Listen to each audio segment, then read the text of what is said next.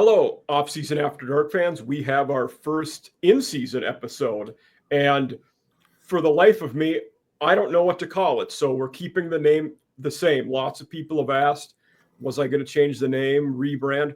Nope, we're sticking with Off-Season After Dark for the ease of it, and so you know where to find all the info we've done. We are fortunate enough today to have Ryan Schroat with us. So Ryan and I were former co-workers, doing writing for Mike Farrell, and have done many pods like this before together, though the roles were reversed when we did it before. But and for those of you that aren't up or haven't been reading, Ryan is an Illinois guy, so we'll have a lot of fun talking about Illini football, high expectations for them, big roster coming. Some guys came in there and they're a trendy pick to be some people's playoff team. So Ryan, glad to have you here. Tell us a little bit about yourself, what you do, and where the people can find you. Yeah, so I grew up in Illinois, big time Illini fan, born and raised in Central Illinois. Just been a diehard Illini guy my whole life. And, just really when I got into my early to mid 20s, college and all that other stuff never really led me to, I really wanted to get into journalism. And sometimes life has a funny way of pushing you in other avenues and directions, even if, you want to do something. But by the time I was in my mid 20s, I had a child in my early 20s, and, I was just really focused on taking care of her and providing for her. So I was like, how can I expand this? But, work, 9 to 5, doing other things. So then I got on X, which is Twitter, and I just started, posting my passion for Illini sports. And eventually, slowly, after a couple of years, people caught on and were like, this guy knows his stuff. Like, he really does pay attention, and he's got some good takes. And then I started using the Periscope app on Twitter. Okay. And so I would just live stream my thoughts every Sunday about what was going on with the Hoops team, what was going on with the football team. And over the course of almost, now it's been 8 or 9 years, I built a big Illini following. Then Mike Farrell took notice to me, and I worked there with him for almost a year with you, did a podcast there. I've actually hosted all Illini radio show in Central Illinois, and have been really doing podcasts big time for the last 6 or 7 years. So, I love Illini sports, but I also love Big Ten sports. So, I follow Big Ten closely through all this expansion, and now we're to 18 teams, Mike. The Big Ten was the Big 12, and then the Big 14. Now it's the Big 18. And so who knows? It'll be the Big 20 eventually, right? Yeah, I grew up in Big Ten country too. I'm originally from Minnesota. Then did grad school at an SEC school. Go Gamecocks! There you go. Bowl game last year, and then now hold on, Bret Bielama. Hold on a sec. Yep. And then now working in the Sun Belt. So yeah. Illinois sports is definitely a hotbed now for hot takes, because Bret Bielama's personality is just brash, but it's also confident, and he's a guy who's comfortable in his skin, who knows the game, and his way of coaching and his philosophy on football works pretty well for the Big Ten. It just does. It does. Yep. And even though he didn't finish very well in the SEC at Arkansas, to say he was a complete failure wouldn't be true. He took him to 3. Not at all. He took him to 3 bowl games, and they were an 8-win team, and they beat some really good teams while he was there, So yeah, he's a heck of a coach, and clearly one of those guys who I think is good at identifying players that will fit for him, and then it usually works out with the guys that he takes in. And let's be honest, that's how Illinois is gotten to where they're at right now. You have to do that, because all the blue bloods around, and I'm not Notre Dame's included with this. Yeah, they're very close to the Champaign, but of course Illinois and Chicago and all the big time offensive linemen, defensive linemen that come out of Chicago. that's feeding a lot of the Michigans, the Iowas, the Wisconsins, the Notre Dames, Ohio States. They come in there, and that's where they get a lot of their best players. And Illinois is grabbing a nice little handful from that, which they weren't in the past. No. So Bret Bielama is also getting the best downstate kids as well. They missed out on a couple tight ends here of late. One when Max Sutter chose Alabama, who, by the way, isn't looking very good right now at Kalen DeBoer. And he's there. I've heard in that camp, they're just kind of watching how this season plays out. So Bret Bielama also doesn't burn any bridges in this recruiting game because now, Mike, all it takes is they may go to Alabama, but guess what? In less than a year, they may be back in Champaign. Yeah.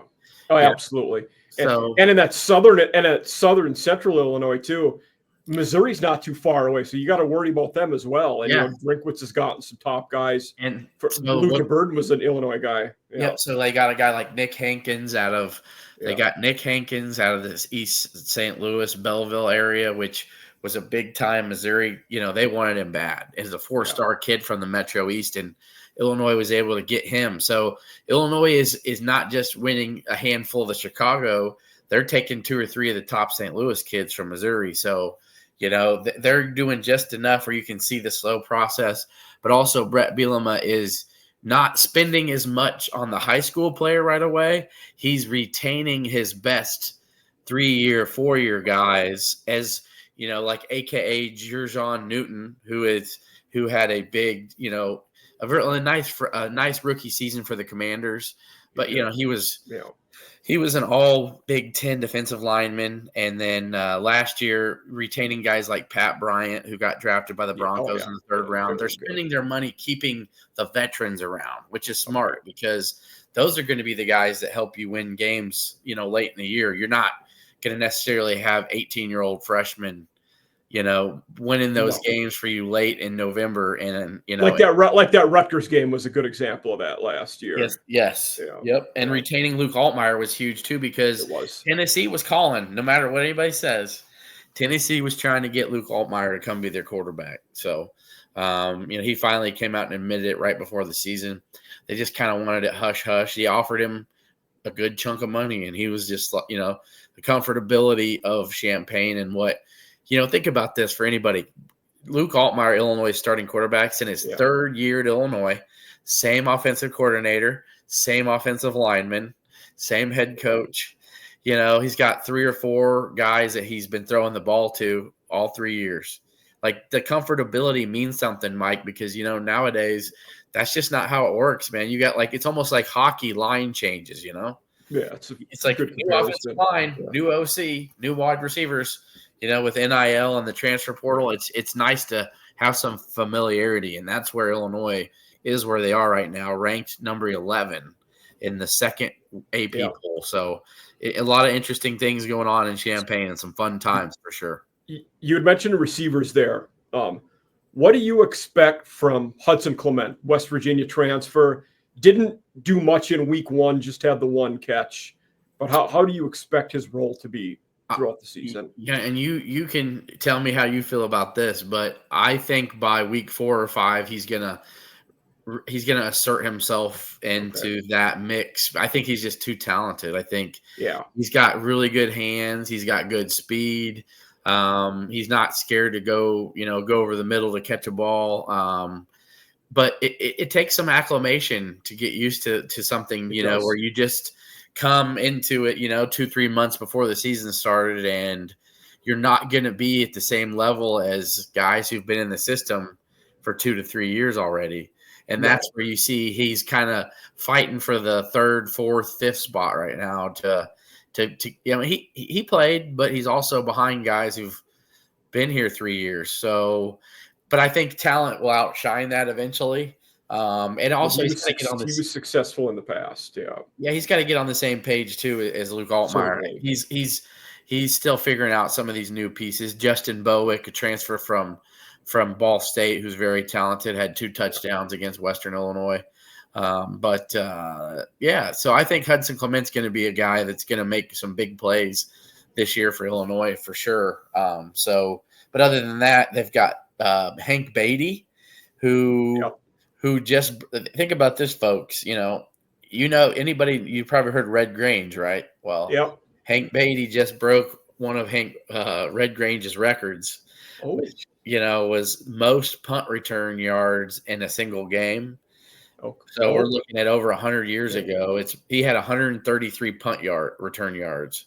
Okay. And he's a dynamic punt returner. He had 108 receiving yards as well as 100. And yeah, I knew he had over 100 receiving yards. I didn't know the punt return ones. Yep. Wow. So he was Big Ten Special Teams Player of the Week. He's a true weapon in the special teams game. So Hank Beatty's a special player. And then Colin Dixon is the other guy who there's two guys who have solidified their spots. And Hudson Clement has every right to come in there and be the third or fourth guy here in the next couple of weeks. So, a lot going on. And then they play Duke this weekend, Mike. That's something I know you wanted to talk about a little bit as well. Definitely. So, let's one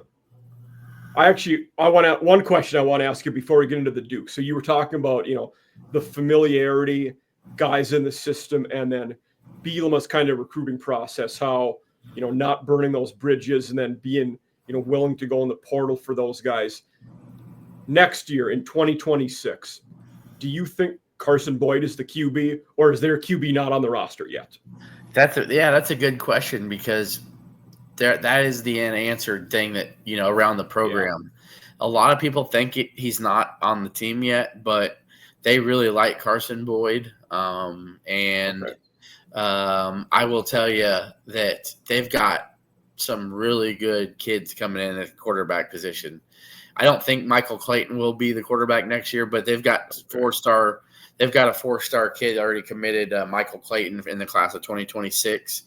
Plus, I did not know that, so that's good to know. Yeah. Yep, and then they may have a 1-year rental possibly for next season, because they're going to have some really good young talent that you want to start developing. And absolutely, and so I would, if someone made me bet money, I would bet it's somebody right now playing on a ranked team somewhere who is looking for that chance to 1 year to go someplace to maybe make it more of a difference, or just get a fresh change of scenery. Definitely. Yeah, that makes a lot of sense. Guy battling on a ranked team, or maybe you go after a G5 guy who started for 3 years and has 1 year left to play and wants to go to the Big Ten. Yeah, and that's another thing, like a Marshall's quarterback or something like that, right? A talented guy. I'm just saying, I don't know the situation in Marshall, but there's three of them played against Georgia. None of them did great, but nobody did great against Georgia. So a guy who's doing really good things. Yeah, the group of 5 level, who wants to just take that next step and get a chance. I think that's a great point as well. But you know what? If it ends up being Carson Boyd, and that's who they want to be their guy, I have full faith that he'll be able to do a stellar job. Barry Lunny, the offensive coordinator, has done a great job at Illinois. This is his 4th season. Hopefully, Illinois gets maybe 1 or 2 more out of him before he goes to become a head coach somewhere. I think. As you know, Mike, anytime I think it'll happen with him. Yeah. Anytime a program rises up from, just mediocrity at best to being somebody that contended for the college football playoff last year, to this year being a team that I think will make the college football playoff. Illinois finished, I think it was 15th or 16th last year in the final poll. I'd be shocked if it's not anything at least that, if not in the top 12. So having that back-to-back years, and not necessarily having, top 10 or 15 recruiting classes. They're having this year looks like it could be a top 25 recruiting class, which would be Bielema's best. But if you think about it, they're developing talent at a pretty high level. They are. I think that is what is so appealing and so fun to watch, because the guys that are starting for them and making plays for them, for the most part, are guys that they recruited. Xavier Scott on defense, Miles Scott, Matt Bailey. If you look through their defense, their best players on defense have been guys. Gabe Akis, who they who's going to be, probably a second team All-American, I imagine, maybe if not first. Rosiak's been there for a few years playing. Yeah, Dylan Rosiak's been there for 3 years. It's Yeah. just developing guys. That's what they do. And the offensive line, besides J.C. Davis, who they took from New Mexico, who was already good anyway. He's a top 60, top 65 player in the NFL draft coming up. J.C. Davis. Has Miles Scott always been there, or did he transfer from somewhere else? No, Miles Scott was an offensive player that they turned into a safety. So they do that a lot too. They take guys. They always give them 1 year to kind of figure out, where can this work for you? Are you going to be happy doing this? Can you benefit this program doing this? We're not just going to put you a place that you're just going to be a dead end. And they figured out, well, he's got good hands. Well, let him play receiver. Well, then they were like, he's really physical for a wide receiver. We could use strong safety with that mentality. And he likes to hit people, So they were like, would you be interested in playing, safety? So they've developed guys where they think these guys can thrive, even if they didn't come into the program being that, like example, before we get to the Duke game. So Jerzon Newton, who's on the Commanders, his brother Jershawn Newton, who is a quarterback from Florida, just a supreme athlete. They're letting him be a quarterback this season and just letting him see how it goes. He probably is going to redshirt, but they're letting him get reps in and do some different things. And then as the season ends, they're going to, they'll come back to him and say, is this where you want to really give it your shot for your time here at Illinois, knowing, we're adding a transfer, you've got Michael Clayton coming in, you got Carson Boyd already ahead of you, or would you want to try the slot receiver? Do you want to play slot? Do you want to go play cornerback? So they're doing a lot of things like that, and it's really working out well. But the offensive line, though, is the other thing where they're developing guys. Besides, they have one or two transfers in there. 4 of their 5 offensive linemen, there have been guys that they've recruited out of high school, and they're just developing the depth. I think 6 of their 8 of their 2 deep on the offensive line are guys that have been in the program 3 to 4 years that they've developed from high school. So that's the thing here going on in Champaign. Yep. Bart Miller's a good offensive line coach too. Was at Wyoming before that with Craig Bowl, where they, were one of the better G5 teams in the trenches. So he certainly has a good pedigree coming. And Mike, I don't know if you knew or not, but he actually got his start with Bret Bielama at Wisconsin. I knew he was at Wisconsin. I didn't know that he was at Minnesota at one point too. Yeah. So Bret Bielama, his very last year at Wisconsin before he went to Arkansas, Bart Miller was his offensive lineman in that Rose Bowl season. By the way, for anybody who didn't realize, Bret Bielama took Wisconsin to 3 straight Rose Bowls in the Big Ten. So that goes to show you what kind of coach he is. Yeah, no, heck of a coach. But let's kind of move into, obviously we know Fighting Illini dominated last week, played in-state Western Illinois, won 52-3. This week they have a pretty good game coming up. They're at Duke, who was a team that won 9 games last year in Manny Diaz's first year.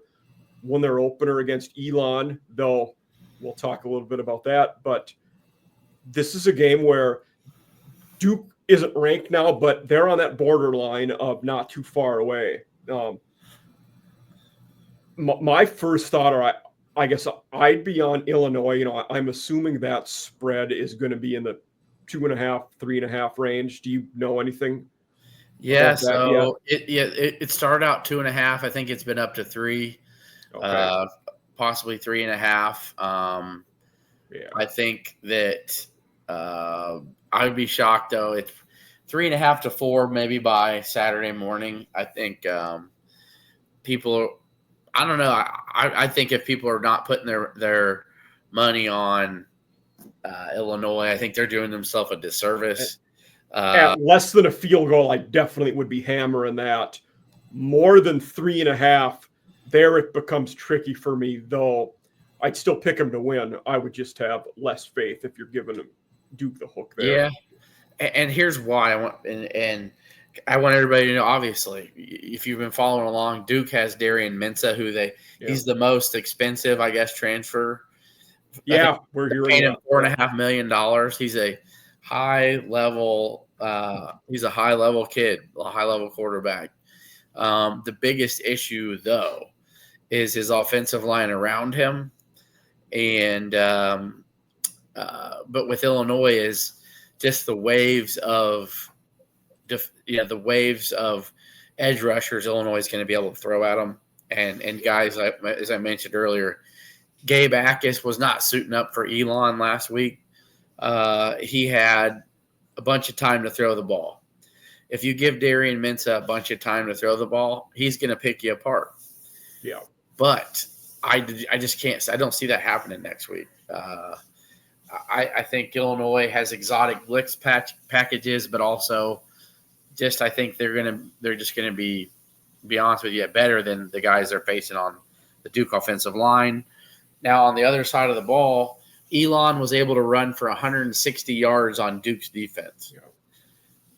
I think that if you watch some of it back, Illinois purposely was running very vanilla running plays. Yeah. Oh, yeah, for sure. And I expect them to put that up a notch in Durham, North Carolina this weekend.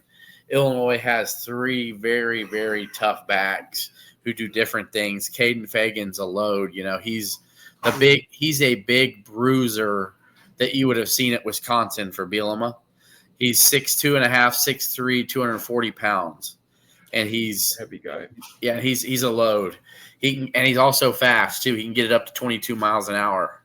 And then you've got Aiden Lawfrey and Khalil Valentine, who are both explosive and very quick around the edge. Aiden Lawfrey had a big week last week, had over 100 yards against Western. Okay. So they use 3 backs, and they, to keep guys fresh.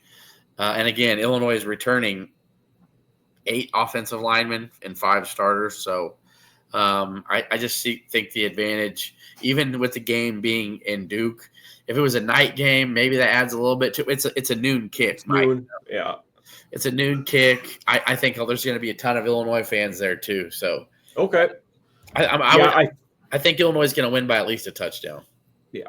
And I think, and you kind of echo this, in the trenches is where I think Illinois has the big advantage in this game, both sides of that. So in these early season games, I'm definitely going to lean on who has the better line play if there's any doubt. I think that's definitely going to be Illinois in this one. So yeah, I'm going to say this. I think it'll be a good game. Manny Diaz is a mastermind of different blitzing and coverages, and he's a good coach. And they do have some good players. Chandler Rivers, I believe, on the defensive side of the ball. Defensive back, and they've got some. They got some good players. They're so aggressive. It's that front seven's just going to attack you, and he's going to leave his corners on islands to man cover. So that's what he's always done and had success with it. But you talk about Mensah. Stat wise, he threw for 389 yards, and had a good game there. Duke won that game by 45-17. But the final score there, if most of our fans here didn't watch that game, it was tied at halftime, and it was a 1-possession game into the fourth quarter. Yes. So Elon scored a touchdown with 10 minutes left to make it 24-17. Yep. And they were able to move the ball methodically down the field, running the ball. And so to me, I just putting things together here. I'm not saying that Duke didn't hide some of their own schemes. I know they did. Yeah. They didn't show Illinois everything they can do on the defensive side of the ball or the offensive side of the ball. No. But if Elon is able to pick up 160 yards running, I don't know why Illinois couldn't put up 300. I'm just going to keep it real. Yeah. So I think it's going to be a good game. Yeah, I don't expect Illinois to win by 2 touchdowns or anything, but I think Illinois is the better team, and hopefully it gives people some respect of where Illinois is right now. I don't think they're too full of themselves. I think the fact that they keep having national people pick against them, just no matter what, it doesn't matter. I think they kind of expect it. Just like against Indiana a couple weeks, they're going to have everybody pick Indiana. They'll be undefeated and ranked, and then it's the whole, can Illinois do what Indiana did last year? And they've got to experience. That game's in Bloomington, right? Yeah, the game's in Bloomington. Yeah. Yep. Okay. That'll be a fun one. Yes, it will. There's a lot of fun matchups in this Illinois schedule. And I know we're about to break down some other stuff, but the that first weekend, the next game, games though. USC looks good, and that's after Indiana. And then they finish up with game 6 with Ohio State at home.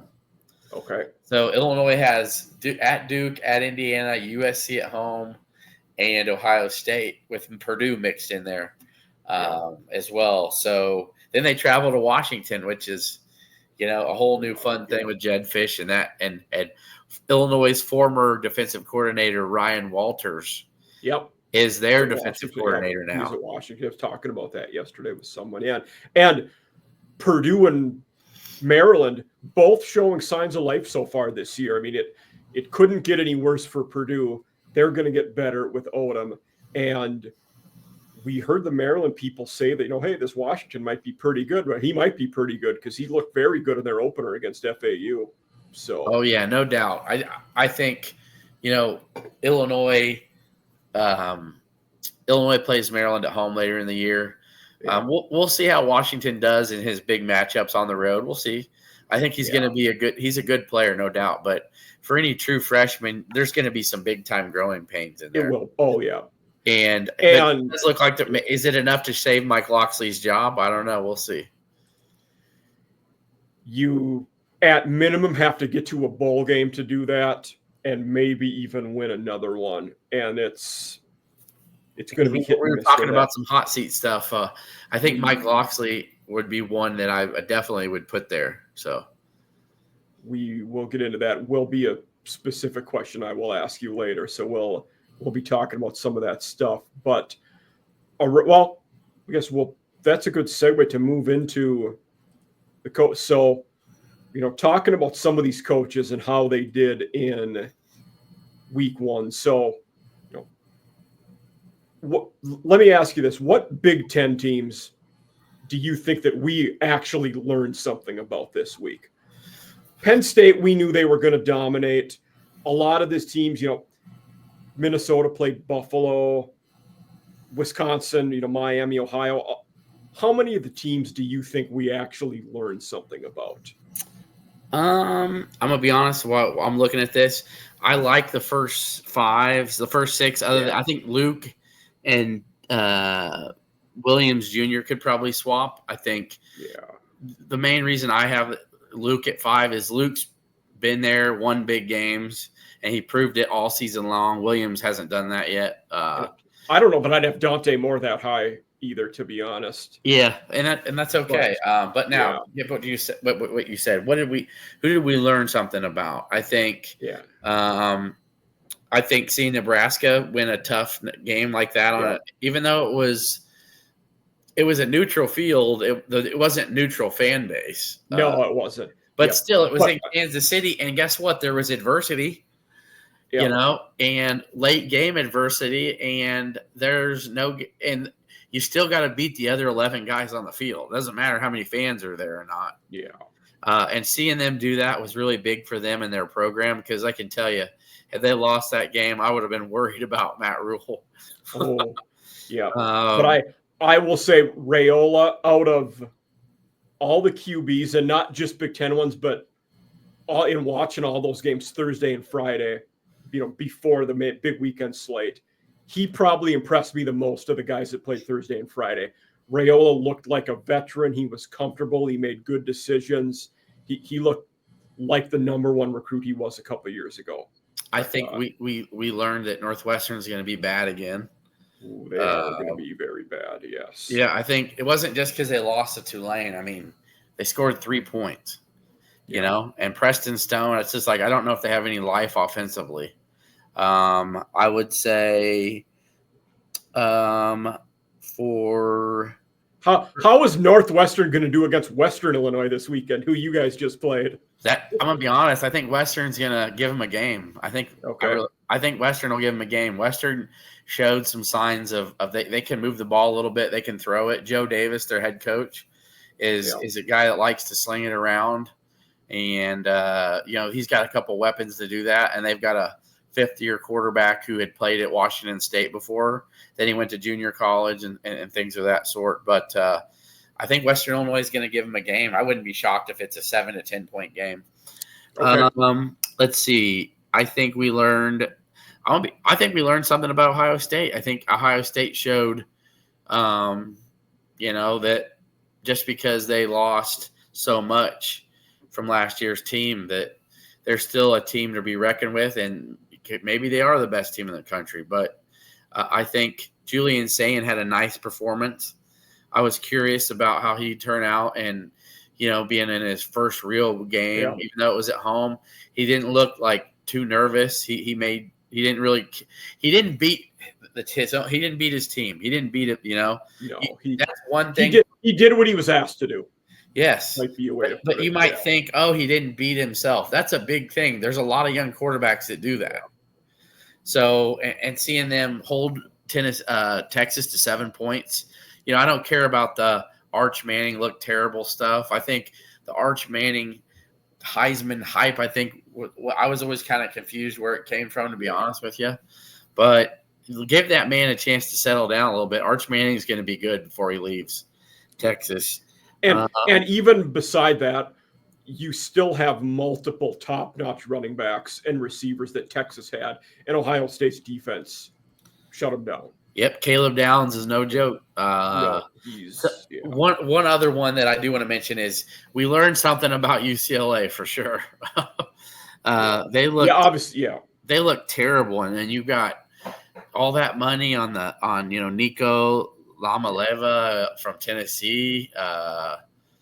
He didn't look like anything that we saw last year at all, and so that's kind of you got to wonder too, is Deshaun Foster over his head?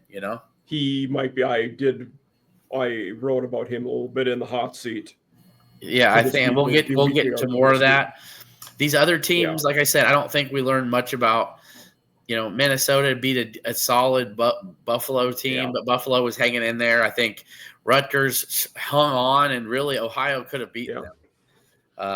And Wisconsin didn't dominate Miami, Ohio. I mean, it was a 17-point game, but 17-0 over Miami. But also USC looks like they're going to have a potent offense, but they also beat up on a terrible Missouri State team. So they come to Marshall this weekend. Missouri State does. And I guess we'll see if Marshall beats them up and whoops them like a redhead stepchild, then I'll say that what USC did isn't that impressive. Yeah, I do think Missouri State's QB. Jacob Clark started his college career at Minnesota. Actually.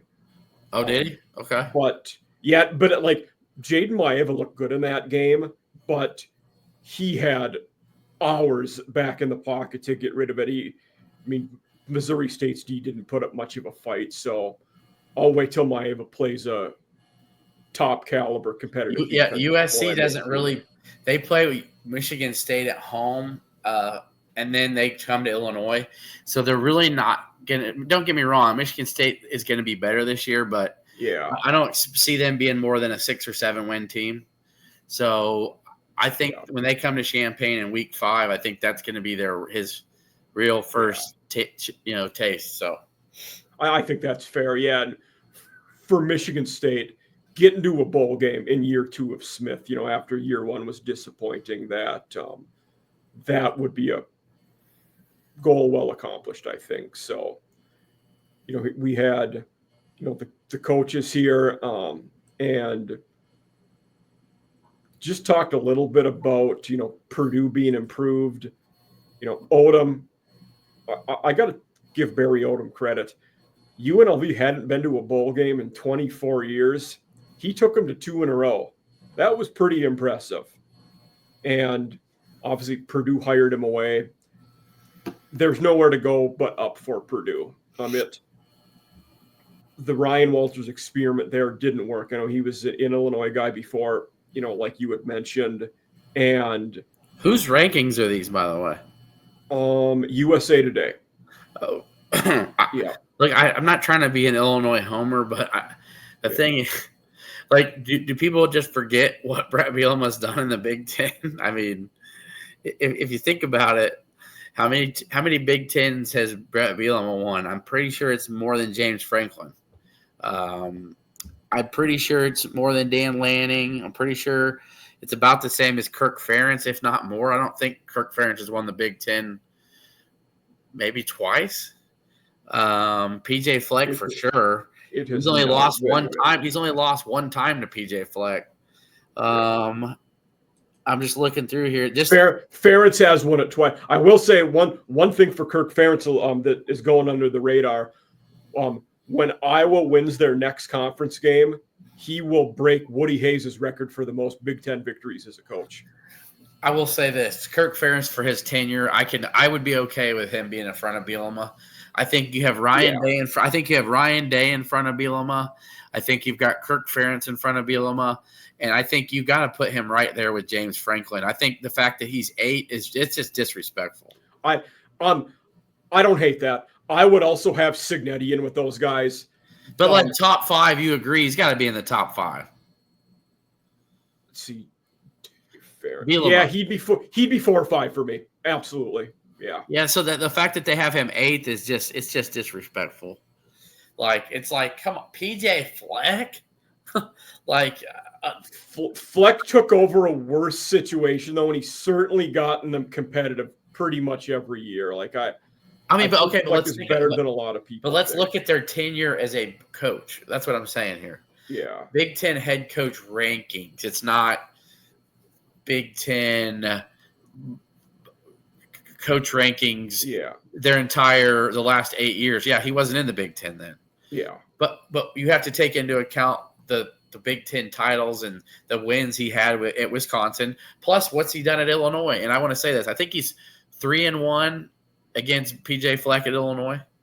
So I'm just saying here that whoever did this is really not thinking, because Lincoln Riley's had some great success as a head coach. Yeah. And he's 9th. So Bielema's ahead of him though. Yeah. And if we're going by, to me, there's not a rhyme or reason, because you have those in conference, but if we're going by your success at other jobs, Riley would be way higher. So that's what I mean, though, too. Reason, I think it's like, so if you want to take the mediocre record at Arkansas, then you can say, okay, and then how about the great record at Wisconsin, and then the very good record at Illinois? That's all. It's okay though. It's not the end of the world. I just know that if me and you were doing this, I was like, there's no way you keep Bielema. I would also have Jed Fish a lot higher because he did good at Arizona. Yeah. But I would have Sharon Moore lower. He's done almost nothing as a head coach. Yeah. And I'm trying to think here. And Greg Schiano, that's maybe fair because what he's done at Rutgers, though, getting them more than competitive and getting them to bowl games, man, that's impressive. And his first stint at Rutgers, he was good enough to get an NFL head coaching job out of it too. So, I mean, he had Rutgers in the top. He had Rutgers in the top 5 nationally. Yes. Yeah, and that is a tough place to win at. It is. Yeah. I love Greg Schiano's a great coach. Yeah. I'll ask this question. This is one I don't or haven't asked before. What Big Ten school do you think is the toughest to win at?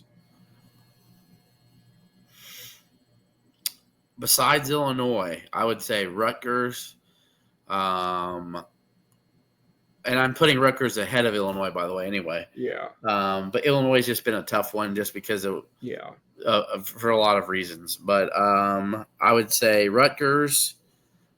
For me, it would probably be Rutgers and Northwestern might be.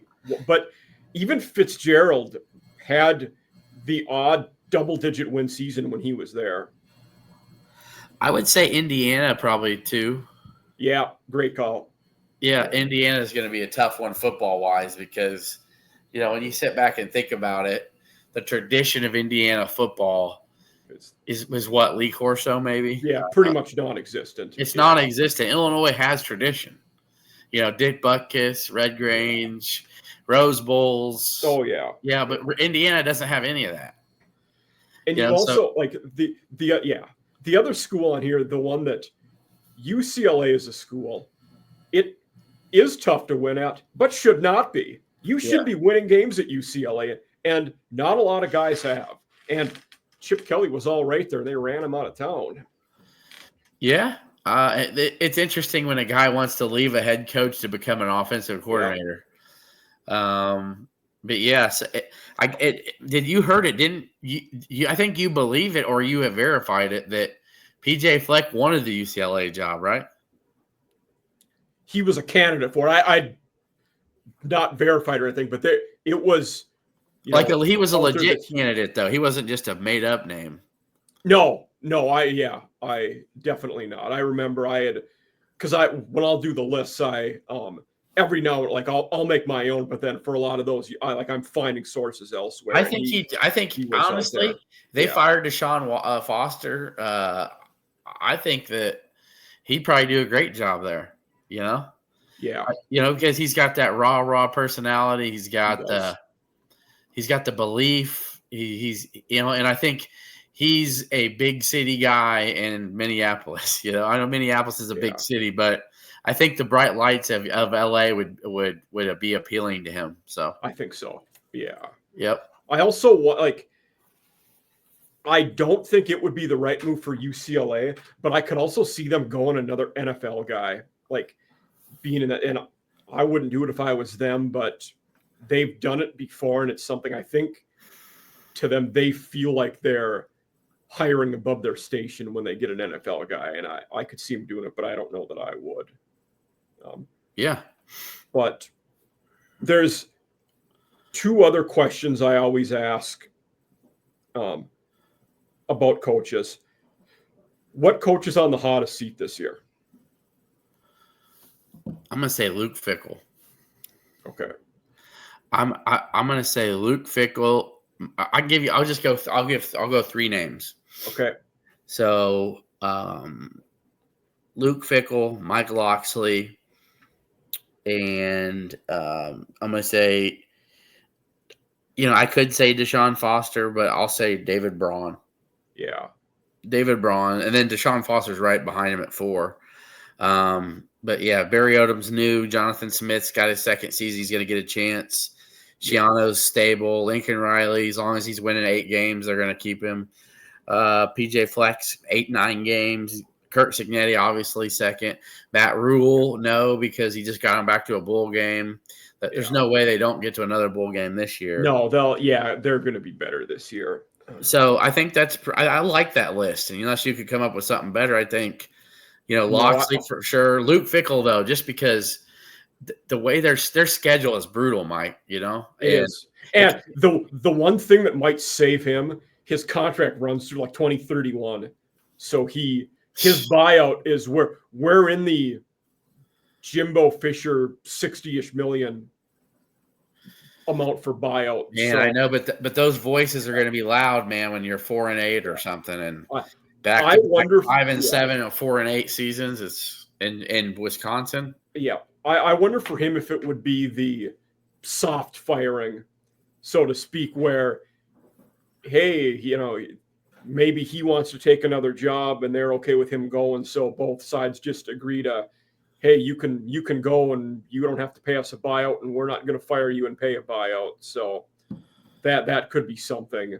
And Mike Locksley too is he had lightning in a bottle there with Tua, and now it's just bad. Billy Edwards is. By the way, did they ever come out and say how bad the injury was to Wisconsin's quarterback, Billy Edwards? No, they may have. I didn't see it. Because it was a soft tissue thing, and he didn't play the whole rest of the game. So, but basically Locksley's like, hey, let's put my faith and my job in the hands of a true freshman. Yeah. And maybe that'll save me because we've got a lot of young players to show how good they can be in the future if you let me keep my job. But just things are going downhill for him there. And then David Braun started off with a bang, and it's just not been good since. No. So I think another bad season where it's looking like they're just going to be kind of basically out in the middle of the ocean with no paddle, is not going to be a good look. And one thing I wonder for Braun is, and this could hurt him after this year, going into next fall, they're moving into their new stadium, which is going to be unbelievable. Do they want a clean start and buzz going into that new stadium, possibly? Which it makes if sense. they do, you wonder if that hurts him. Get a new hire with some sort of Northwestern guy that can get all the Wildcats fired up for your new field, the renovation. Yeah. They've got an awesome practice field. It's fantastic. Yeah. I got to be honest. I give them credit where it's due. I love Illinois Smith Center, but man, what Northwestern has right on Lake Michigan, it's just it's glorious. So it would make sense if you want to go out and start the year with a bang. To me, do you want to give a guy a fourth year who's floundering and say, "Hey, buy season tickets"? Come on. No, it's just a tough sell for everybody when you're doing that. Yeah. Yeah. So I think those three are good with Foster fourth, because if you have another bad year with who they have at quarterback and what they spent, that's going to be rough to explain all that. I might have Foster. I might reverse this, but I think for me it would be, Fickle, Loxley, and Foster would probably be my three, but Braun would be just outside of that top three. Okay, so we have a consensus top four then. Yeah, we do. Yeah, and then the next question I always ask, and this one makes people think a little more because it's not one that's on the radar as much. Which coach on this list do you think, with a good season or two, could get a blue blood job? And it's a tougher question to ask in the Big Ten and SEC. And I've done it with both of them. They're already a blue blood, right? Yeah. There's only a handful of jobs you would leave these conferences for. Yeah. So it even could be a job within the conference. But okay, let me see here. Who here could leave for a there? For me, there's two. PJ Fleck. Okay, he wasn't one of my two, but I'm just. But I get it. It makes sense. It makes sense. Yeah. Like sometimes at some point, I think he's gonna say, "What more can I do at Minnesota?" Yeah.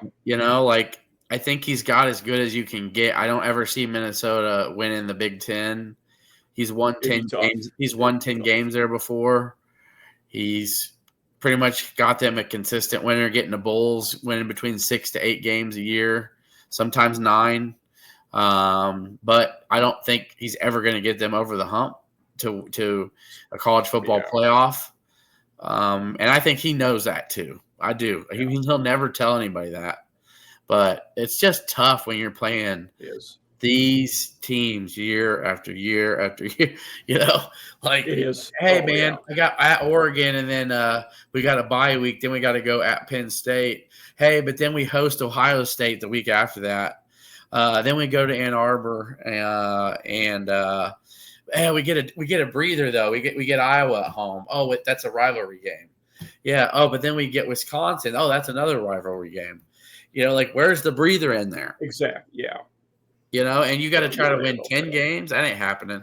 No, it's tough. So I would say PJ Fleck for me. I don't know. Matt Rule maybe. For me, the two, and I'll go ahead. Yeah, I'm interested. Dan Lanning is one for me because of I think he's a prime candidate for Georgia or Alabama if and when one of them opens I guess I was thinking of him. He's already at a blue blood with Oregon. He certainly might be. You certainly could argue Oregon is, but I think both Georgia and Alabama would target him as one. The other guy, I picked the lower one on this, but Jed Fish could be. I think if he has it might take him 2 good seasons, but he's a Florida alumni, was there for the Gators, and then coached at Michigan as well. Either of those ones, if they would open, Jed Fish could be a guy that would be a candidate for that. Jed Fish feels like a job hopper. So yeah, Hunter. Yeah, he's a job hopper. He's a guy who you could see in 2 to 3 years, every stop, boom, boom, boom, boom, until he gets to one where he feels like that's adequate for his worth. I don't think he's worried about trying to build up Washington because Kalen DeBoer already did that. And he took the Bama job. I think he's piggybacking off of some success to see if he can get it back up to 9-10 wins maybe. I will say, to his credit, he took over a terrible Arizona team, and they got 10 wins in his third year. So yeah, clearly he knows what. And that was from what? From your man Rich Rod. Yep. Yeah, I think I got that Jed Fish. I think that makes sense. So I think those are good. They're good on the list. But PJ Fleck, to me, has got to be in the top 3 just because I don't see him retiring at Minnesota. I don't. The other one I wonder, and I wouldn't put this guy's top 2, but one of them I wonder about. Barry Odom was decent at Mizzou. Then, like I said, nobody'd ever won at UNLV, and he did it. If he wins at Purdue, you wonder if some of those schools look at, hey, this guy won at UNLV, he won at Purdue. Maybe he's a guy that can help us take that next step up. And not to say it's a blue blood, but it's a better job than Purdue. Yeah. Like, hey, he's an Arkansas alumni. Maybe he goes and was D coordinator there. Maybe he'd go to Arkansas. How many years is Arkansas going to give Sam Pittman a 6-win contract clause? Like, is 6 wins all the Arkansas is that what their goal is every year? I don't know. You know, especially you got Odom out there who was the DC there, and then Rhett Lashley took SMU to the playoffs last year. He's an Arkansas alumni too. Maybe you try to pull a guy who you think you can pull. The Rhett Lashley one to Arkansas would make a lot of sense. So. It would. You almost want, with all the money SMU has, though, they could make a good package for him to stay, I would assume. Yeah, true. He would do but I just still don't believe. I still think Arkansas would pay Rhett what he wants. So I agree. Yeah. That's that was a good question. It was. Yeah, I appreciate that. So now we'll move on. Teams and the predictions, expectations, and whatnot. So I'll ask you, who right now, if you were looking at Big Ten, what 2 teams would you pick to go to the conference title game? It's tough too because Oregon looked good, Penn State looked good, but again, who'd they play? Ohio State. And just because I know what they've got returned, I'll do Ohio State and Penn State. But here's the thing: they play each other. They do, and that could knock one of them out. And then that put Oregon in there, for me, it's well, I think week 4 or 5, Oregon goes to Penn State. That game could be. And that's the thing. It's going to be it's going to be 2 of those 3, in my opinion. I think. I agree. Well, I will say Illinois is a dark horse in that because they don't play Penn State or Oregon. They only play Ohio State. So let's say Illinois is 11-1 and they take care of everybody else because they didn't have to play Oregon or Penn State. That's where it's like. That's where it's like, hey. I mean, last year, Indiana was a game away from making it, and nobody thought they were one of the 2 best. But the way the schedule worked out, that's how it is sometimes. Like with this one, I'd probably give Penn State the nod over Oregon because that game is in Happy Valley. Yep. And even if they lose to Ohio State, who Oregon doesn't play, you still got that advantage, the head-to-head advantage there. So it's the tiebreaker. So that would be Penn State and Ohio State then, right? Yeah.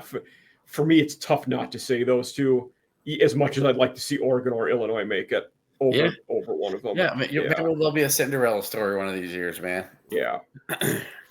Now, how many and who playoff teams do you expect out of the Big Ten? So last year, Big Ten got 4, SEC got 3, ACC had 2, and the Big 12 had just the lone one. So a lot of movement. We can see multiple iterations there. Certainly, if Notre Dame wins 10, they're probably one of the at-large teams.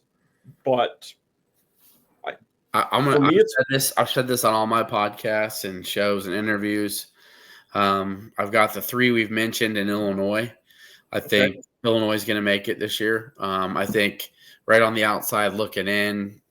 You'll have, Michigan probably is going to win 9 games. I think they could compete for 10. Yeah, their schedule's not that tough. And I think year one of Underwood, you could drop a game you don't expect to. And that's why I have them at like 9-3. It could be even be 8-4. I think this is Ohio State's going to get them this year. Yeah. And USC could win 9 or 10 as well. And that's what I'm saying. Just on the outside looking in is USC. All these things can change if USC comes to Champaign and beats Illinois. Things can flip flop there. Yeah. And then Nebraska's too is they've got a tough schedule though. They're a wild card. Yeah, they do. It's a wild card though. But yeah, so them beating Cincinnati was big. But I think they could definitely be an 8-9 win team this year, Nebraska, because they've got some big games at home. They've got Michigan at home this year. They do. So, but that's how I've got it sitting out. Those are basically my top 6, 7. You can flip flop however you want. After Illinois at 4, you got Michigan, USC, Nebraska. Okay. Yeah, we had I think it was my SEC or ACC episode a couple weeks ago, but we did this, and at the time, my thought was the 4 and 3 inverses this year. So the SEC gets 4, Big Ten only gets 3. I don't feel as comfortable about that. And it's not even just about those conferences, but just in seeing what could happen to some other conferences. The Big 12 is going to be a gauntlet this year. There's so many teams that are going to be in contention there. They could maybe get to the ACC. Well, heck, now it looks like Florida State could be a contender with the schedule they're going to have in the conference. And Miami and Clemson Clemson lost to LSU. They're going to be contenders in the conference. So they're going to be a contender in the ACC, yeah. And, SEC will get 3 or 4. Big Ten's going to be 3 or 4. Right now I'd have a tough time picking, but I did pick a couple weeks ago that I thought the SEC would get 4. Granted, I thought they would be Alabama, Texas, LSU, Ole Miss. That's probably not going to happen anymore. Yeah, that's not going to happen now unless Bama does a 180. Yeah. One of Texas or Bama is probably not going to make it at this point. Yeah, so, that's crazy, man, to think of that. Yeah. Because of just how tough their schedules are, too. Bama could not afford to lose to Florida State. No. And maybe this is a year Ole Miss gets in, And I think looking at their schedule, if Austin Simmons has a decent year with how it lined up for Ole Miss, I think they're almost certainly a 10-win team, which would put them in the playoffs, I think.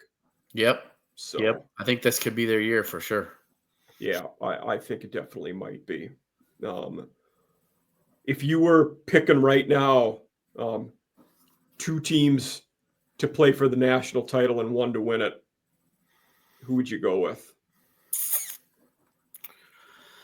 We'll say we did this a couple weeks when I had the Mississippi State guy on, and this was right after SEC Media Days. His hot take was LSU is going to win the national title.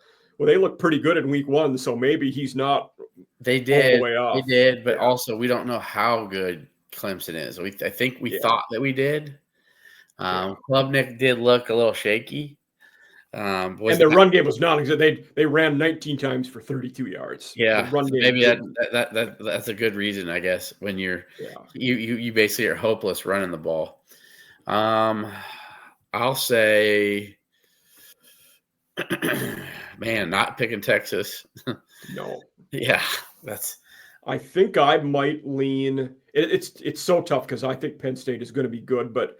Yeah, but you know what though? I can make a hot take pick, and I'll say I'll pick Penn State. You know what? I'll pick Penn State. Well, I was going to lean either Ohio State or Penn State. I think to play LSU would have been my. As of right now, we'll say. Pick, but I don't know which. I don't know which of those two. It's like maybe Ole Miss is maybe it's their year this year, right? Yeah, could be. How good is Georgia? Are they better without Carson Beck? Yeah, I'm not a big Stockton believer, but maybe he does well. Yeah. Miami. For fun's sake, we'll just say Penn State, LSU. How about that? There we go. I'm I'm on board with that. Yeah, I can get behind it. I think Penn State's talent, man, their depth. I think this should be their year, man. It should be. Yeah. If this isn't their year, James Franklin might not be the guy that could get you a title. Yeah. Like last year, man, they had chances last year.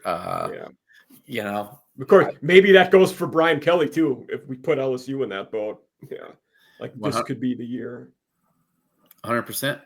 Yeah, but I'll okay. That was your hot. That was a good one. So we've reached our conclusion tonight, everybody. So Ryan, why don't you tell everybody again where they can find you at and where they can, follow you, take in your content and stuff like that. Yeah, so appreciate the time. I'll love to come back another time, Mike. Definitely. When the season's over, I'll be back. You can follow me along as at the bottom of the screen. There was a little ticker at 200 columns Rye on X. And then for our podcast, it's on Apple and Spotify, also on YouTube. Keeping it orange and blue. Yes, we factor and talk a lot about Illinois and who they're playing, break down their games, but we also talk Big Tens as well. So you can follow us along there, Keeping It Orange and Blue, and on X at 200 columns Rye. And when I share this on YouTube, I will tag Keeping It Orange and Blue in the description there, so it'll be right embedded with the video, and then I'll tag you on X, Twitter, when it goes out. So awesome. It'll be easy for everybody to find. But Ryan, thanks for having you. It'll be fantastic to have you back again when Illinois inevitably plays an SEC team at some point, because I'm sure it'll happen this year. Yeah. So if it's a college football playoff or a bowl game, I'll be here. Absolutely. But have a good night, everybody. Ryan, thank you again for being here. My pleasure.